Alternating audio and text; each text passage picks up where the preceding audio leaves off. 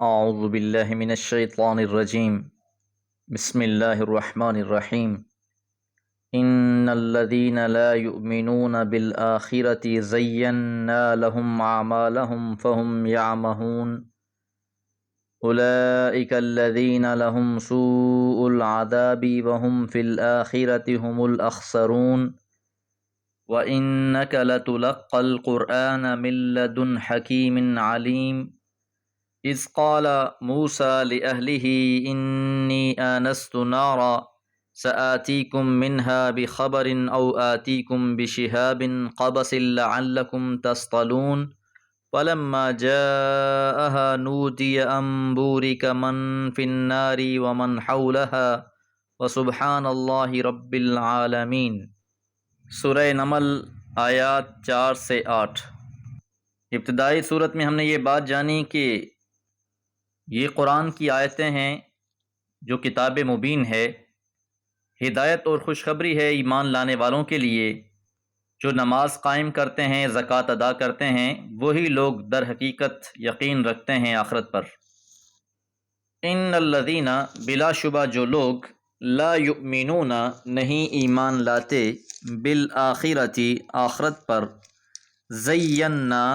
ہم نے مزین کر دیا، لہم ان کے لیے، اعمالہم ان کے اعمال کو۔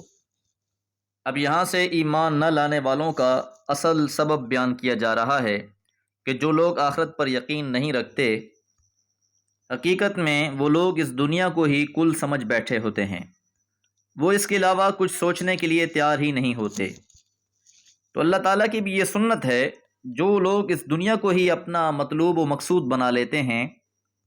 پھر ان کی ساری کوششیں، محنتیں، قابلیتیں اسی کے حصول میں غارت ہو جاتی ہیں۔ طلب دنیا کا ایسا جنون ان پر مسلط ہو جاتا ہے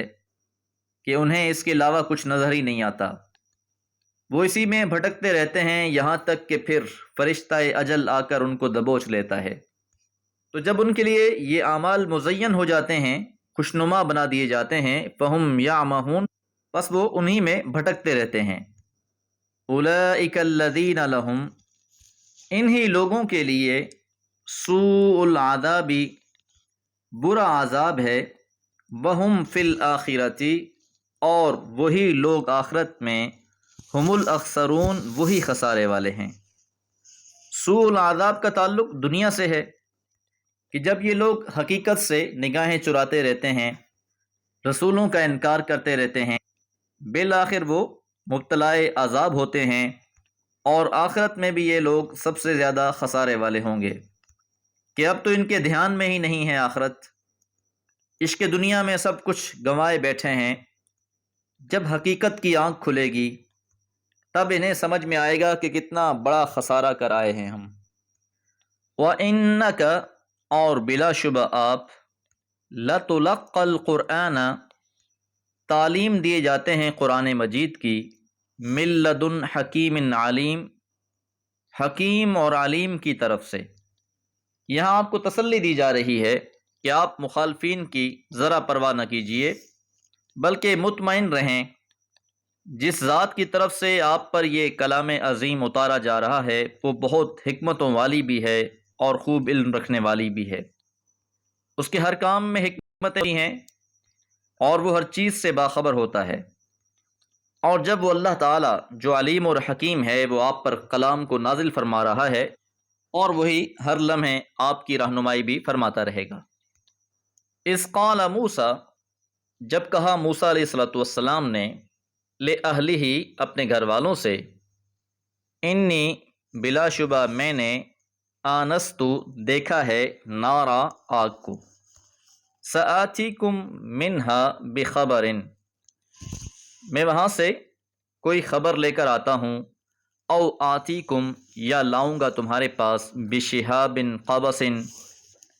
آگ کا کوئی انگارہ، لعلکم تصطلون، تاکہ تم تاپو۔ یہاں سے حضرت موسیٰ علیہ السلام کے واقعے کا اجمالی حوالہ دیا جا رہا ہے کہ اللہ تعالیٰ نے جب انہیں نبوت سے سرفراز فرمایا اور آپ کو 9 معجزات بھی عطا فرمائے، ان معجزوں میں 2 معجزے بہت بڑے عطا فرمائے آپ کو، آپ نے لوگوں کو معجزے دکھائے لیکن پھر بھی انہوں نے ان پر یقین نہ کیا۔ اب یہاں سے اس واقعے کی طرف اشارہ کیا جا رہا ہے جب حضرت موسیٰ علیہ الصلوۃ والسلام اپنے اہل و عیال کے ساتھ مدین سے مصر آ رہے تھے۔ رات کے وقت آپ نے کچھ فاصلے پر روشنی دیکھی، گمان ہوا کہ وہاں آگ جل رہی ہے، آگ کے پاس کوئی شخص موجود ہوگا، اس سے راہ بھی پوچھ لیں گے اور انگارہ بھی لیتے آئیں گے۔ فلما پس جب جاءہا وہ اس کے پاس آئے، نودیا آواز دی گئی، امبورکا کہ بابرکت ہے، من فی النار جو آگ میں ہے، ومن حولہا اور جو اس کے آس پاس ہے۔ حضرت موسیٰ علیہ الصلوۃ والسلام آگ لینے گئے لیکن وہاں یہ آواز سنائی دی گئی کہ مبارک ہے وہ جو اس آگ میں ہے اور جو اس کے ارد گرد ہے۔ یہاں ایک بات سمجھنے والی ہے کہ منصب نبوت ایک وہبی چیز ہے، ایک عطائی چیز ہے، یہ کوئی اکتسابی